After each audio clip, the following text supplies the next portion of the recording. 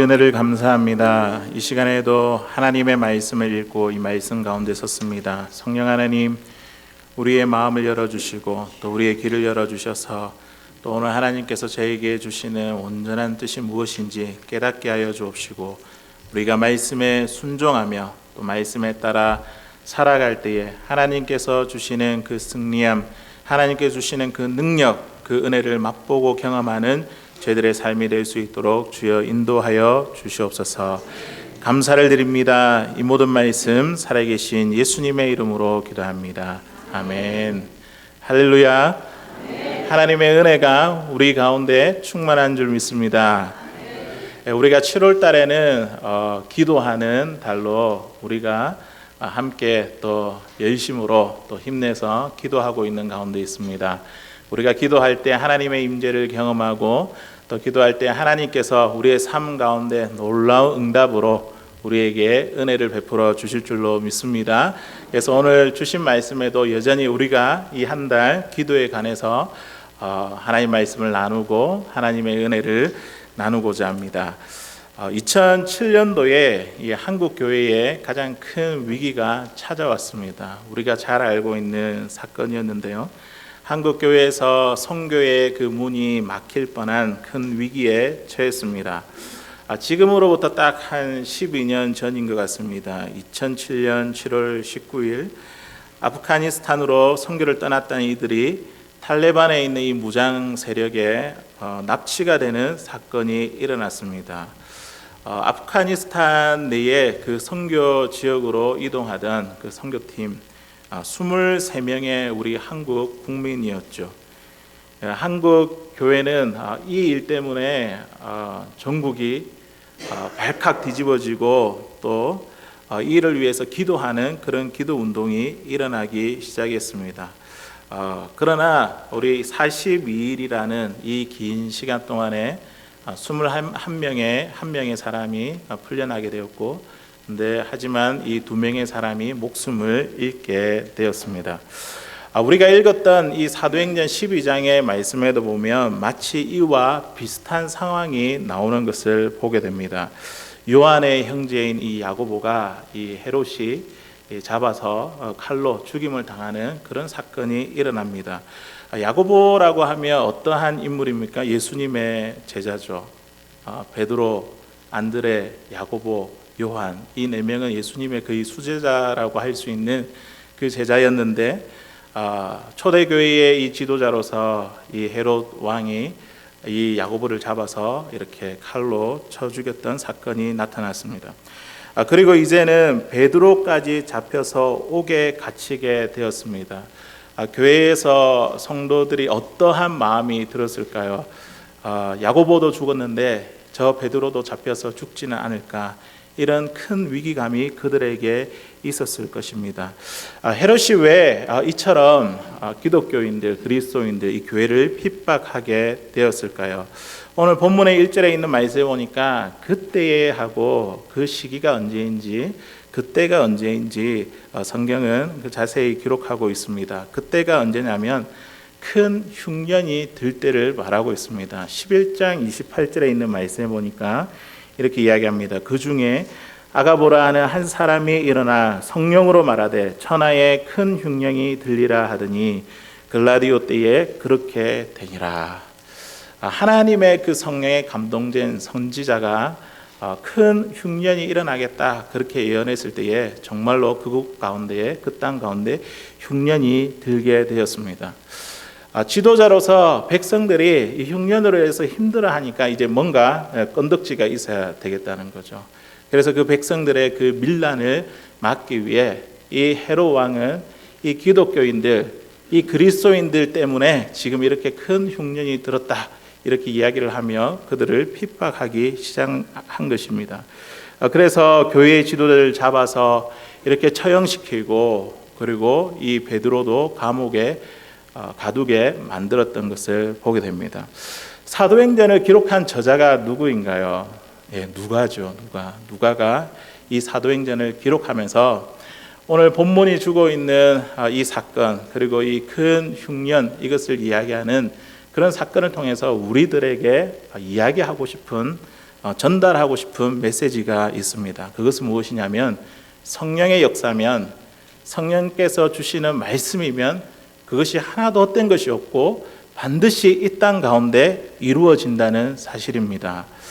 그때 당시 가운데 이 아가보가 이 성령에 따라 말하게 하심을 따라서 예언을 했는데, 세상 사람들은 그 이야기를 듣고 어떤 마음이 들었을까요? 설마 그 일이 일어날까?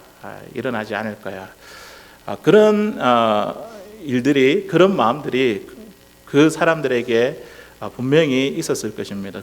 하지만 오늘 이 누가는 이 사건을 통해서 하나님의 말씀은 성령께서 행하고자 하시면 그 일은 반드시 이루어진다는 그 사실을 지금 우리들에게 이야기하고 싶은 것입니다.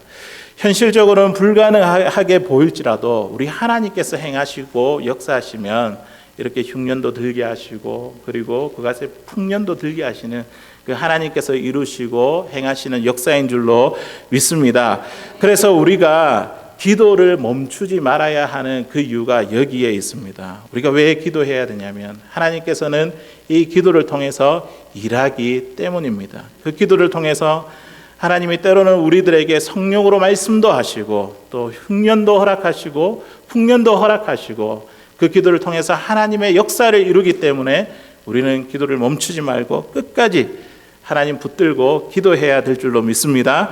그렇게 할 때에 하나님의 그 기적이, 하나님의 환상이, 우리가 보는 그 환상이 우리의 삶의 현실이 될 줄로 믿습니다. 이 초대교회가 굉장히 큰 위기 가운데 있습니다. 세상으로부터 미움받게 되고 이 불행한 일들을 그리스도인들 탓으로 이렇게 돌렸습니다. 그리고 교회의 지도자들이 붙잡혔습니다. 이러한 위기 가운데 지금 교회가 어떻게 하고 있습니까? 오늘 5절에 있는 말씀인데요. 우리 5절에 있는 말씀 우리 같이 한번 읽어보기를 원합니다. 12장 5절에 있는 말씀입니다. 시작.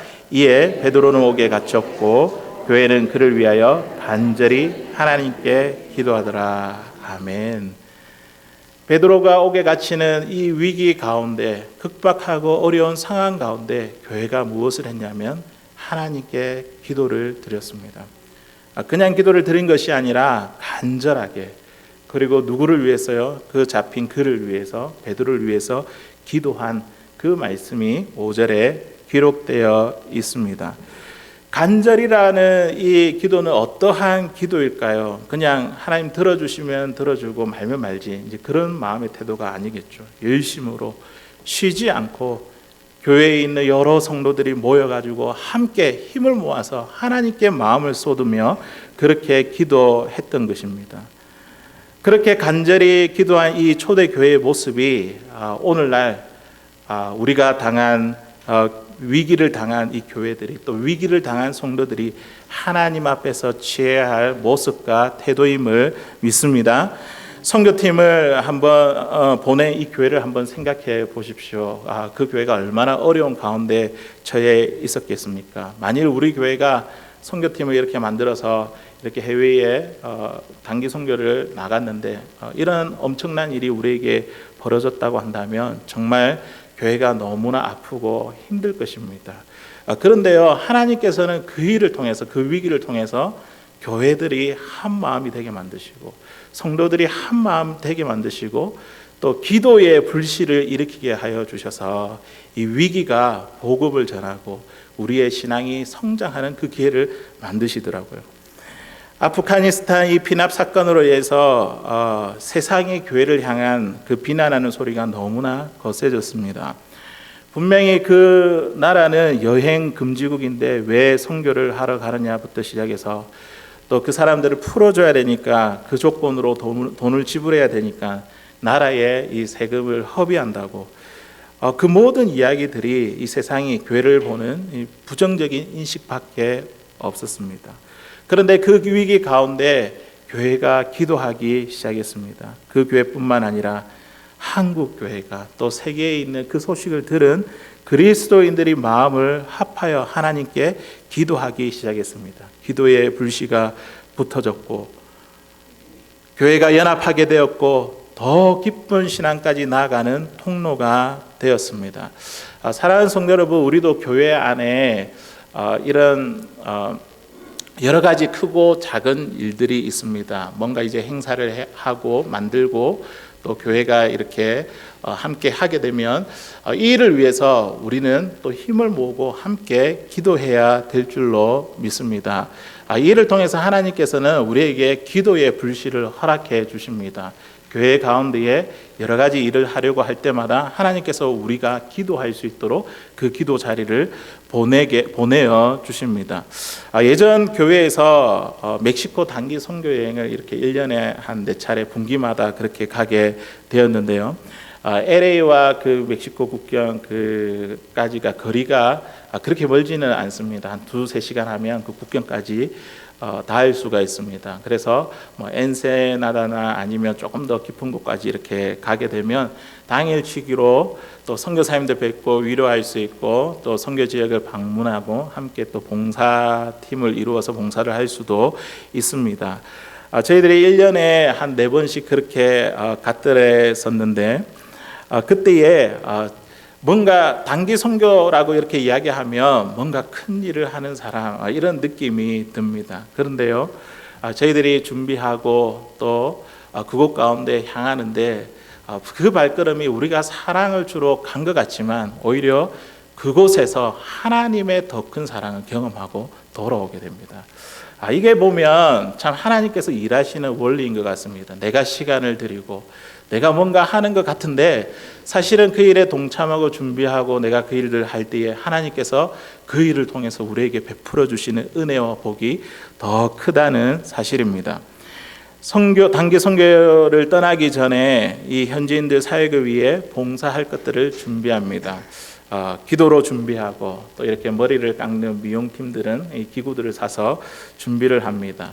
또 이 손톱에 예쁜 이렇게 아트를 하실 분들은 이 매니큐어와 이런 등등을 이렇게 또 준비하게 됩니다. 그리고 아이들이 있으니까 아이들을 위해서 학용품 준비도 하고 또 아이들과 함께 뛰놀 또 축구공이나 연이나 이런 것들을 준비해서 그곳에 가게 됩니다. 이처럼 함께 모여서 준비하는 시간을 통해서요, 누가 은혜를 받을까요?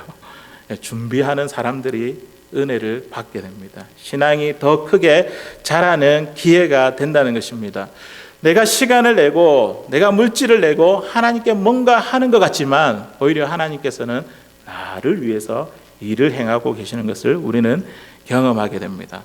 그래서 저는 선교에 대해서 이렇게 감히 생각합니다. 우리가 사랑 주러 갔다가 하나님의 더 큰 사랑을 받고 오는 게 그게 선교가 아닌가 그렇게 여겨집니다. 사랑하는 성도 여러분, 우리도 교회 안에 여러 가지 크고 작은 일들이 있습니다. 어린 시절을 되돌아보면 교회 안에 여름이 되면 항상 여름 사역 때문에 바쁘지 않습니까? 여름 성경학교가 있고 또 청소년 수련회가 있습니다. 그때 아마 교사도 하고 그 일을 준비하신 우리 권사님, 장로님, 우리 집사님들이 계신지 모르겠습니다. 저도 그때 그 시절을 생각하면 그 마음에 이 감동이 막 벅차오릅니다.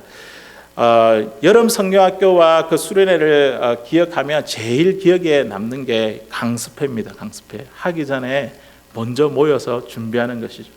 모여가지고 찬양도 익히고 그리고 율동도 이렇게 배우고 그리고 프로그램들을 준비하며 또 더 큰 은혜는 막 이 아이들을 위해서 힘써 기도하게 됩니다. 이번 이 성경학교를 통해서 수련회를 통해서 주님 꼭 만나게 해달라고 그렇게 간절히 부르짖고 기도하는데 그 일을 하는 동안 누가 은혜를 받게 될까요? 그것을 준비하는 선생님들이 주님을 만나게 되고 그 사람의 삶이 변화가 되고 은혜를 받게 되는 것을 보게 됩니다. 앞으로 있을 우리 교회 사역 가운데 우리 소그룹 사역, 우리 소그룹 모임 우리 계속 이야기하고 기도하고 있는데 그 이름의 명칭을 사랑방 모임으로 바꾸려고 그렇게 합니다. 아마 이 주부에 보면 사랑방 모임이라고 그렇게 되어 있을 것입니다. 이 모임 또한 마찬가지입니다. 모임을 위해서 우리가 기도하고 또 준비하기 위해 리더들이 먼저 훈련을 받고 이 모임들을 준비하게 될 때에 하나님께서 우리 가운데 우리가 뭔가 헌신하고 주를 위해서 한다고 하지만 이 일을 통해서 기도의 불씨가 일어나게 될 것이고 이 일을 통해서 하나님께서 우리에게 더 큰 은혜로 하나님께서 더 큰 믿음으로 더 크게 우리의 신앙이 자랄 수 있도록 우리에게 은혜를 주실 줄로 믿습니다. 우리가 하나님을 위해서 일할 때에 하나님께서 우리를 위해서 일하시는 그 하나님의 능력을 경험할 수 있는 저와 여러분들 되시기를 바랍니다. 우리 다시 말씀으로 돌아가겠습니다. 교회가 베드로를 위해서 기도했습니다. 그런데 베드로에게 어떠한 일이 일어났습니까? 오늘 본문 7절에 있는 말씀인데요. 교회가 그렇게 기도하니까 하나님이 일하시고 역사하시는 것을 오늘 본문에서 기록하고 있습니다. 우리 7절에 있는 말씀입니다. 같이 한번 읽어보겠습니다. 시작. 호련히 주의 사자가 나타나매 옥중에 광채가 빛나며 또 베드로의 옆구리를 쳐 깨워 이르되 급히 일어나라 하니 쇠사슬이 그 손에서 벗어지더라. 아멘. 베드로가 옥에 갇히고 나서 교회가 그를 위해서 간절히 기도할 때에 하나님께서 이 베드로 가운데 역사해 주셨습니다. 호련히 갑자기 그 감옥 가운데 주의 천사가, 주의 사자가 그 가운데 나타났습니다. 베드로를 깨워서 그를 감옥문에서 나오게 했습니다. 군인 4명이 내패로 그를 지키고 있었는데 또 두 사슬에 매어져 있었는데 정말 말도 안 되는 일이 현실 가운데 일어났지 않습니까? 베드로도 어떻게 생각합니까? 이게 환상인 줄 알았습니다. 생시가 아니라, 현실이 아니라 환상인 줄 알았습니다. 하지만 이 모든 일이 현실이 되었습니다. 사도행전을 기록한 누가는 이것을 이야기를 합니다. 기도하면 우리가 갖고 있는, 우리가 생각하는 그 환상이 현실이 된다. 하나님의 능력으로 기도하면 이 모든 일들이 가능하다. 하나님께서 일하신다. 하나님께서 역사하신다. 그러므로 기도하는 것을 포기하지 말고 끝까지 끈질기게 하나님 앞에 기도하라는 것을 오늘 이 누가가 우리에게 전해주고 있는 것입니다. 베드로를 보십시오. 하나님의 그 능력이 현실 가운데 일어남에도 불구하고 그는 잘 깨닫지 못합니다. 이게 생시인지 환상인지 그가 깨닫지 못했습니다. 이러한 모습이 우리의 모습을 참 잘 대변해 주고 있는 것 같지 않습니까? 현실 가운데 하나님께서 일하고 계심에도 불구하고 내가 기도하고 있어서 하나님께서 일하고 있음에도 불구하고 우리는 잘 깨닫지 못합니다. 하나님에 대한 생각이 우리가 얼마나 좁은지 모릅니다. 기도하고 나서는 자꾸만 안 된다고 생각합니다. 나의 생각과 경험이 기도보다 더 앞서 가려고 합니다. 혹시 나의 생각으로 하나님께서 행하실 그 일들을 우리가 제한하고 있지는 않습니까? 욥기 38장에 있는 말씀에 보니까 욥이 모든 것을 다 잃었지 않습니까? 너무 답답해서 하나님을 찾는데 침묵하시고 아무런 말도 안 하시니까 막 하나님께 따집니다. 그런데 38장에서 드디어 하나님께서 그 침묵을 깨시고 이야기하시는 말씀이 무지한 말로 생각을 어둡게 하는 자가 누구냐? 그러면서 하나님께서 침묵을 깨시고 욥에게 말씀하셨습니다. 무지한 말이 무엇입니까? 하나님을 알지 못하고 하나님의 생각을 알지 못하고 불평과 원망하는 나에게 따져드는 그 사람이 누구냐? 하나님께서 욥에게 하시는 말씀이죠. 내가 창조할 때에 너는 어디에 있었느냐? 바다의 육지의 그 경계, 바다와 육지의 경계를 정할 때에 너는 무엇을 했느냐? 내가 하고 있는 일들을 알고 있으면 네가 대답해 보아라. 하나님은 욥에게 질문했습니다. 이러한 질문에 욥이 어떻게 대답했을까요? 하나도 답하지 못했습니다. 그가 하나님을 알고 있다고 생각했지만 그러나 하나님의 알고 있는 것 그거 정말 적은 것이고 하나님은 그보다 더 크시고 그보다 높으시고 그보다 생각이 더 깊으시다는 사실을 욥은 깨닫게 되었습니다. 신앙생활은 하나님을 알아가는 과정입니다. 조금씩 평생 동안 그 하나님을 알아가는 과정입니다. 야고보를 위해서 이 교회가 기도하지 않았을까요? 그런데 야고보는 어떻게 되었습니까? 죽었지 않습니까? 근데 베드로는 기도했는데 살았습니다. 우리가 하나님께서 하시는 일들을 우리가 알 수 있습니까? 아프가니스탄 선교팀의 23명 가운데에 21명은 살았습니다. 그런데 그 두 사람은 목숨을 잃었습니다. 우리가 하나님께서 행하시는 일들을 알 수 있습니까? 우리가 하나님께서 하고자 하시는 일들은 우리가 다 알 수는 없지만 그 모든 과정 가운데서 그 주변의 사람들이 그 일을 통해 하나님을 더 깊이 알게 되었습니다. 하나님은 그 일들을 통해서 그들의 가족들을 만지시고 또 그가 속한 교회를 만지기 시작했습니다. 베드로도요, 그때서야 깨닫게 되었습니다. 자기가 환상인 줄 알았는데 딱 깨어보니까 주님께서, 하나님께서 천사를 보내셔가지고 내가 지금 감옥문 밖에 있구나. 그때서야 베드로가 깨닫게 되었습니다. 주의 천사를 나에게 보내어 헤롯의 손과 유다의 백성들 모든 기대에서 벗어나게 했다는 사실을 깨닫게 되었습니다. 성령의 능력이 정말 환상으로만 생각했던 그 일들이 현실 가운데 일어났다는 것입니다. 그때는 몰라도 우리가 그렇지 않습니까? 그때는 참 힘들고 어려운데 지나가고 보면 다 하나님의 은혜고 하나님께서 일하시는 그 역사였습니다. 지금 누가가 이야기합니다. 왜 그 순간에 깨닫지 못하느냐? 우리가 기도하고 있고 지금 힘들어하는 그 상황 가운데 왜 우리는 지금 하나님께서 일하고 계신 것을 깨닫지 못하느냐? 꼭 그 일을 넘어가고 나서 그렇게 깨닫게 되느냐? 누가가 지금 우리에게 이야기하고 있습니다. 오늘 우리가 하나님 앞에 기도하고 있는 기도의 제목들이 있다고 한다면, 정말 포기하고 싶은 그 기도의 제목이 있다고 한다면 다시 꺼내어서 하나님께 엎드려 기도하시길 바랍니다. 지금 누가가 기도해라는 거죠. 계속 하나님 일하신다, 역사하신다. 지나고 나서 깨달았다라고 후회하지 말고 지금 하나님 역사하시니까 포기하지 말고 기도해라. 그렇게 우리 주님께서 우리에게 말씀하고 있습니다. 마가의 집에서 기도하는 사람들을 보십시오. 그들은 베드로를 위해서 기도했지만 현실 가운데서 하나님께서 일하고 계심을 그들이 제대로 깨닫지 못했습니다. 왜냐하면 앞에 야고보를 위해서도 기도했는데 야고보가 죽었지 않습니까? 베드로를 위해서 그들이 그 교회가 기도하고 있었습니다. 그때 베드로가 감옥문에서 제일 먼저 나와서 찾아갔던 곳이 어디입니까? 마가의 집이죠. 마가의 다락방으로 찾아갔습니다. 그리고 나서 문을 두드리면서 그 사람들을 불렀는데 로데가 나와서 베드로의 음성을 들었습니다. 너무나 기뻐해서 사람들에게 베드로가 왔다라고 그렇게 이야기하지만 사람들의 반응은 어떻게 합니까? 그 로데에게 미쳤다라고 이렇게 이야기하죠. 베드로가 왔다고 한다면 그의 천사가 왔다고 이야기합니다. 그런데 베드로가 계속해서 문을 두들깁니다. 그들의 환상이 현실이 되었습니다. 누가는 지금 이것을 이야기하고 싶은 것입니다. 우리가 기도로 끝나는 것이 아니라 기도를 통해서 하나님이 일하신다. 하나님께서 능력을 베풀어 주시고 그 환상이 현실이 되게 만드신다. 지금 이 누가가 지금 이 말씀을 읽고 있는 우리들에게 해주고 싶은 이야기입니다. 그러므로 우리가 드리는 그 기도를 포기하지 아니하는 저와 여러분들 되시길 바랍니다.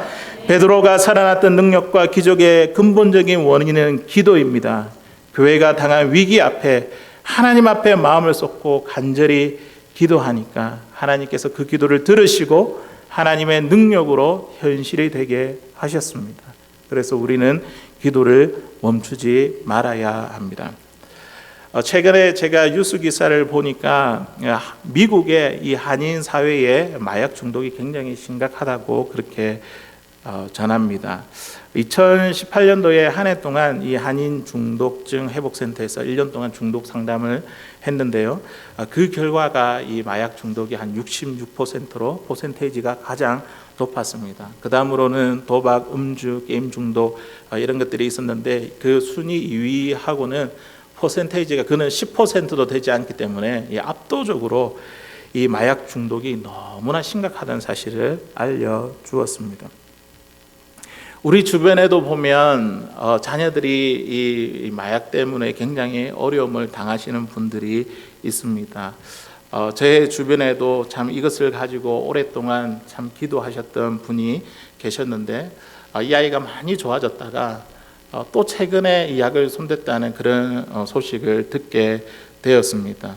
이 소식을 들으면서 너무나 마음이 아프고 참 안타까웠습니다. 집사님이 이 일을 위해서 또 새벽에 나와서 기도하고 하나님께 참 하소연을 해보고 싶고 또 모든 것을 포기하고 싶은 마음이 너무나 컸습니다. 왜냐하면 또 그 일들을 오랫동안 지나왔던 그 일들을 또다시 반복해야 될 걸 생각하니까 그 마음이 너무나 힘들었던 것입니다. 그때에 저와 이제 같이 이제 이야기를 나누면서 힘드시겠지만 포기하지 말고 우리 같이 기도하자고 시간을 정해놓고 기도가 안 되지만 그냥 하나님 우리 상황을 너무 잘 아시니까 우리 형편을 잘 아시니까 내가 말하지 않아도 그냥 울어도 하나님께서 너무 잘 아실 거라고 같이 기도하자고 그렇게 이야기를 했었습니다. 그래서 시간을 정하고 기도했는데 1시간 후에 이제 연락이 오신 거예요. 그러면서 너무 감사하다고 그 마음 가운데 하나님께서 기도의 문을 열어주시는 것 같다고 하나님께서 마음의 평강함을 허락해 주시는 것 같다고 그러면서 감사하면서 연락이 왔더라고요. 사랑하는 성도 여러분, 포기하지 마십시오. 우리가 기도하면 정말 기도하면 될까 그런 생각이 아니라 기도하면 먼저 하나님께서 우리의 마음의 문을 열어주실 줄로 믿습니다. 그 기도의 문이 열리기 시작할 때에 우리에게 지금 다가오고 있는 것이 위기인 것 같으나 하나님은 그것이 기도의 불씨가 되기를 원하고 그것으로 인하여 우리가 마음을 쏟기를 원하고 하나님 앞에 매달리기를 원합니다. 우리의 환상이 우리가 정말 되기로 원했던 그 환상이 우리의 삶 가운데 하나님의 능력으로 말미암아 현실이 될 줄로 믿습니다. 5절에 있는 말씀을 한번 보십시오. 5절에 있는 말씀 우리 같이 한번 읽어보도록 하겠습니다. 시작. 이에 베드로를 옥에 갇혔고 교회는 그를 위하여 간절히 하나님께 기도하더라. 그리고 나서 우리 12절에 있는 말씀입니다. 우리 같이 한번 읽어보겠습니다. 깨닫고 마가라 하는 요한의 어머니 마리아의 집에 가니 여러 사람들이 거기에 모여 기도하고 있었더라.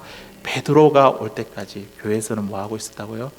계속해서 이 베드로를 위해서 기도하고 있었던 모습을 보게 됩니다.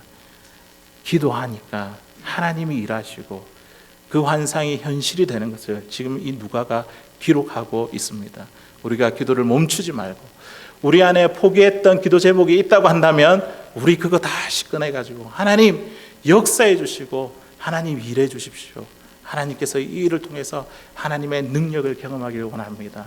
우리의 가정이 이 위기를 가지고 기도할 때의 가정 가운데에 우리가 기도의 불씨로 이렇게 우리가 변화되는 그 통로가 되게 해주십시오. 그렇게 기도할 수 있는 저와 여러분들 되시기를 바랍니다.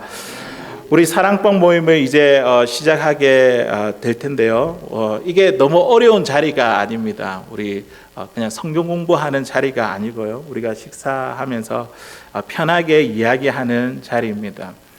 이 이야기 속에서 우리가 예배를 통해서 또 설교를 통해서 받은 은혜, 하나님의 말씀을 받은 은혜들을 이야기하고 또 우리가 한 주간 동안에 어떻게 지냈는지 또 하나님께서 우리에게 베풀어 주신 은혜가 무엇인지 감사하는 시간을 갖게 됩니다. 그리고 우리의 삶의 기도 제목도 있으면 함께 나누고 또 기도하고 그리고 서로를 위로하는 시간을 가집니다. 이것이 진정한 성도의 교제가 아니겠습니까? 하나님이 빠진 교제가 아니라 하나님께서 우리와 함께 하시는 그 교제, 그 모임, 하나님을 이야기하는 그 자리가 진정한 성도의 교제의 장인 줄로 믿습니다. 이러한 우리 사랑방 모임도 기도 없이 되지 않습니다. 우리가 이 일을 위해서 우리 교회가 더욱더 힘써서 기도해야 될 줄로 믿습니다. 우리가 이 일을 위해서 기도할 때에 하나님 앞에 마음을 쏟을 때에 그 기도의 불씨가 우리 가운데 이제 하나 둘씩 이렇게 작은 불이 큰 불처럼 막 그렇게 피어오를 줄로 믿습니다. 새벽으로 수요일마다 또 모임 때마다 우리 함께 와서 또 그 일을 위해서 기도할 테니 우리가 시간을 정해놓고 함께 오셔서 기도해 주시면 너무나 감사하겠습니다. 우리가 몸이 힘들면 우리의 있는 그 자리에서 또 기도할 수 있는 저와 여러분들 되시길 바랍니다. 우리의 환상이 우리의 이상이 그것이 현실이 될 때까지 우리가 포기하지 말고 우리가 교회를 향한 꿈이 있지 않습니까? 하나님의 비전이 있지 않습니까? 그거 우리가 그냥 환상으로만 끝나는 것이 아니라 지금 일하고 계시다 하나님. 우리가 포기하지 않고 하나님께 그 일을 놓고 기도했을 때에 그것이 현실 가운데 이루어지는 그 역사를 경험할 수 있는 저와 여러분들 되시길 바랍니다.